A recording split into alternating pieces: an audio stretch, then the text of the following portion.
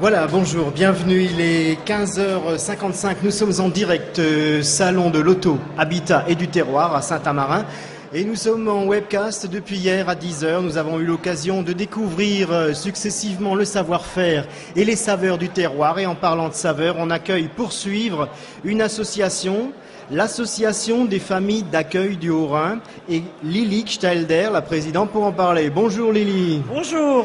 Pouvez-vous nous dire deux mots sur votre association ? Alors c'est une association qui regroupe les familles d'accueil du Haut-Rhin. Les familles d'accueil, c'est-à-dire des familles qui accueillent des enfants placés par le Conseil général et l'aide sociale à l'enfance. Et dans quelles conditions vous accueillez les enfants ? Mais en fait, ce sont des enfants qui sont retirés en général des familles par décision de juge. D'accord. Voilà. Donc ce sont des enfants qui sont en voie de rééquilibrage, on va dire, et qui ont besoin de valeurs, et que Tout à fait. Vous prenez sous votre coupole personnellement ou avec d'autres personnes de votre association ? Non, chaque famille en fait accueille de 1 à 3 enfants et on les a 24 heures sur 24 toute l'année. Et combien d'enfants avez-vous actuellement dans votre association dans ce cas-là ?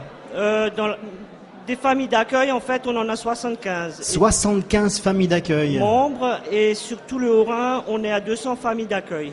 200 familles sur le Haut-Rhin, ouais. Et chaque famille a un enfant ? Au moins un.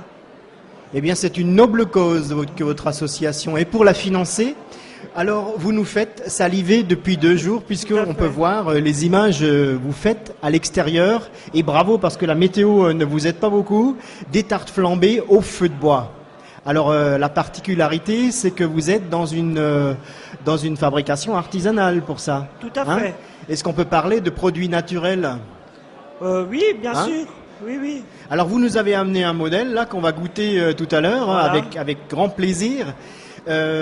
Vous avez une recette spéciale pour ces tartes flambées ? C'est la recette traditionnelle en fait des tartes flambées, fromage blanc, crème, plus lardon, oignon et gruyère. Alors, on en a aussi des spéciales master. Avec des variantes, quoi. Voilà. Et on voit ici que le stand marche bien depuis 2 jours. Les gens se réchauffent un peu chez vous, avec des saveurs que vous mettez à disposition même des marchés de Noël, je crois. Oui, tout à fait. C'est ça. Principalement marché de Noël, fête du coq. Jusqu'à quelle heure pourra-t-on savourer vos tartes aujourd'hui ?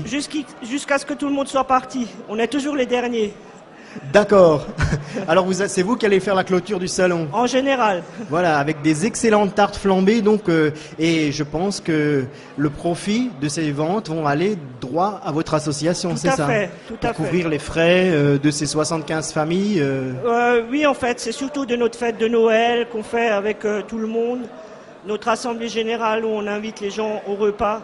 Donc voilà, c'est pour financer ce genre de manifestation. Eh bien, c'est une association très généreuse puisqu'elle s'adresse à l'enfance, le rééquilibrage de l'enfance. Merci Lily de nous avoir rendu visite sur ce plateau et de nous avoir présenté vos magnifiques tartes flambées au feu de bois. Tout à fait. Qu'on pourra déguster jusqu'à ce soir au salon de l'auto, de l'habitat et du terroir, que je vous invite à retrouver en webcast jusqu'à 18h. Nous aurons l'occasion de revenir sur beaucoup d'exposants et de savoir-faire d'ici ce soir, et à 17h, donc dans un peu plus d'1 heure, le tirage au sort du vélo offert par MMA. Merci Lily, on se retrouve dans quelques instants. Merci, à tout de suite.